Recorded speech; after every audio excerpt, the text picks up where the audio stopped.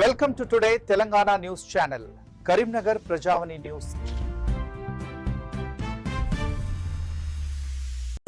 Municipal శాఖ ప్రకటించిన voter జాబితాలో తప్పులున్నాయని ఆరోపిస్తూ కరీంనగర్లోని ప్రజావాణిలో అధికారులకు ఫిర్యాదు చేశారు 24వ డివిజన్ కార్పొరేటర్ ఒంటెల సత్యనారాయణ రెడ్డి ఆధ్వర్యంలో కలెక్టర్కు వినతి పత్రం అందజేశారు.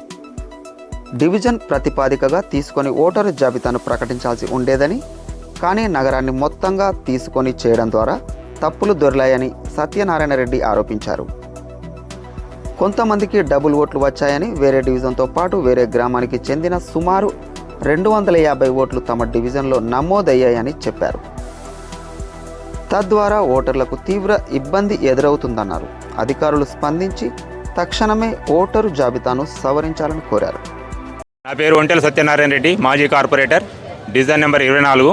ఈ డివిజన్ నెంబర్ 24 పరిధిలోకి బ్యాంక్ కాలనీ, వాసవి నగర్, తులసినగర్, మెహర్ నగర్, ఉదయనగర్ లాంటి ప్రాంతాలు ఈ డివిజన్ పరిధిలోకి వస్తాయి. మా డివిజన్లో ఎంటర్ కాబడిన ఓటర్లు ఇతర ప్రాంతాలకు చెందినటువంటి భగత్ నగర్ కానీ, సూర్యనగర్ కానీ మరియు గ్రామాలు కూడా దీంట్లో ఆరపల్లి, సీతారాంపూర్, తీగలగుట్టపల్లె, బొమ్మకల్, చింతగుంట ఇట్లాంటి ప్రాంతానికి చెందిన ఓటర్ల పేర్లు కూడా డివిజన్ నెంబర్ 24లోకి ఎంటర్ కాబడ్డాయి. దీని ద్వారా ఏమైందంటే ఒక ఓటర్ అనే వ్యక్తి తన ఓటు హక్కును సద్వినియోగం కోల్పోయే అవకాశం ఉంటుంది. కాబట్టి దీన్ని వెంటనే సవరణ చేయవలసిందిగా జిల్లా గౌరవ కలెక్టర్ గారిని ఈరోజు ప్రజావాణిలో విన్నవించడం జరిగింది. దీన్ని పరిష్కరిస్తానని ఆశిస్తున్నాను. దీన్ని పరిష్కరించినట్టయితేనే ఓటర్ అనేది సద్వినియోగం చేసినట్టు అవుతుంది.